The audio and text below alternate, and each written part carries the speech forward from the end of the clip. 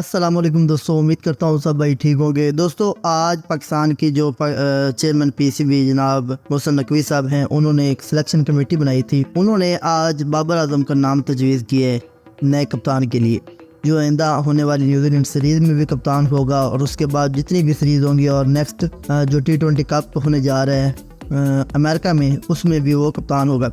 अच्छा यार, इस फैसले से ना कुछ मुझे क्या क्रिकेट के जितने भी आप कह सकते हैं एक्सपर्ट्स हैं या शायकीन हज़रात हैं, उनको मायूसी हुई है। उसमें उसकी कुछ वजूहत है। वजूहत मैं आज इस वीडियो में आप लोगों तक पहुंचाऊंगा। दोस्तों सबसे पहली वजूहत ये कि 4 साल मुसलसल बाबर आजम कप्तान रहे पाकिस्तान के और तीनों फॉर्मेट के। ये पहला इतना लंबा टाइम था कि कोई भी ऐसा कप्तान हो जो तीनों फॉर्मेट का एक ही टाइम में कप्तान हो। फिर उन 4 साल के जो टेन्योर था उसमें पाकिस्तान ने कोई भी एक बड़ी खातिर ख्वाह कामयाबी हासिल नहीं की।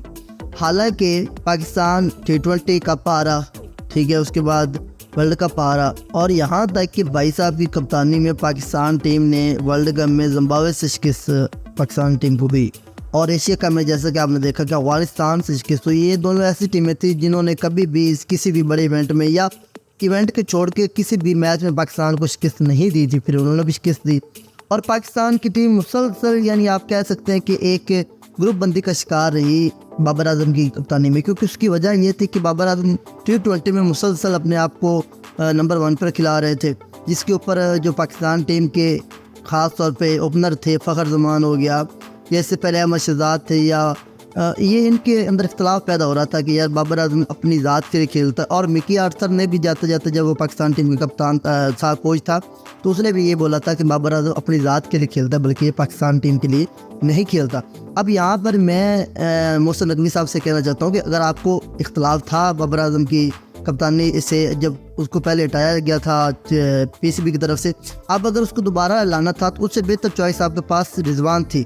अगर शहनशाह अफरीदी को आपने एक सीरीज़ में कप्तान बनाया है, आपने उसको मौका ही नहीं दिया कि उसे कोई 1-2 सीरीज़ और चेक किया जाए, शायद हो सकता है कि कोई वो बेहतर परफॉर्मेंस दे सके, लेकिन उसके बावजूद चुप करके उसको आगाह भी नहीं किया, उसको अतमाद में भी नहीं लिया। और यही वजूहत होते हैं कि फिर क्रिकेटर के जो है वो दिल टूटते हैं और फिर वो उनको मायूसी होती है। और आपने एक बार फिर बाबर आजम को नामजद कर दिया। वही बाबर आजम जिसको इतना ज़्यादा प्रेशर में आकर आप लोगों ने कप्तानी से हटाया था, उसको तब मौका नहीं दिया, अब उसको आपने वापस लाकर शायद उसको एक बार फिर आप शेर बना रहे हैं और उसको आप हलाशेरी दे रहे हैं कि जनाब आप कोई पावर और मेन पावर हो, लेकिन ऐसा नहीं है। हकीकत यही है कि बाबर आजम हमेशा अपनी ज़ात के लिए खेलता है। उसको पाकिस्तान के लिए आप उसका मैचेस का दिखा लें, अपडेट निकाल ले के देख लें कि किस तरह की उसकी परफॉर्मेंस है।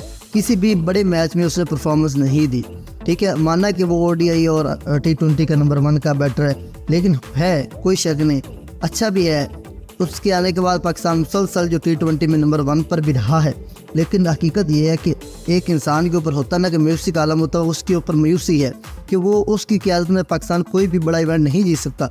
यहाँ तक कि कराची किंग ने उसको बनाया था कप्तान, तो कराची किंग मुसलसल हार रही थी। फिर अब दूसरा सीज़न वो पेशावर से खेल रहा है, तो पेशावर की क्या परफॉर्मेंस रही। वो खुद तो रन बनाता है, इस दफ़ा भी PSL में हाई रन बनाने वाला वो प्लेयर है, लेकिन इसका कभी भी बेनिफिट जो उसकी टीम को हासिल नहीं होता, क्योंकि उसकी वजह क्या है कि जब आप 50 बालों में T20 में 50 रन बनाओगे तो उसका टीम के ऊपर बेनिफिट नहीं होगा, क्योंकि 120 बाल्स की T20 का मैच होता है, ठीक है। उसमें अगर आप 50 बाल एक प्लेयर खेलोगे तो बाकी प्लेयरों को मौका नहीं मिलेगा और यही रीज़न बनती है आपकी जो हारने की। और फिर आप खुश इसलिए होते हो कि जनाब मेरी 50 होगी, मेरा 100 हो गया, टीम जाए बाहर में जो मर्जी हो। लेकिन हकीकत यह कि इस तरह की अब क्रिकेट नहीं रही। क्रिकेट बड़ी तेज़ होगी। क्लासन जैसे बैट्समैन जो आप 20-20 21-21 बाल के ऊपर 50 बना रहे हैं, जो 30-30 बाल के ऊपर सेंचुरी बना रहे हैं T20 के अंदर, इस तरह की बैटर की ज़रूरत है।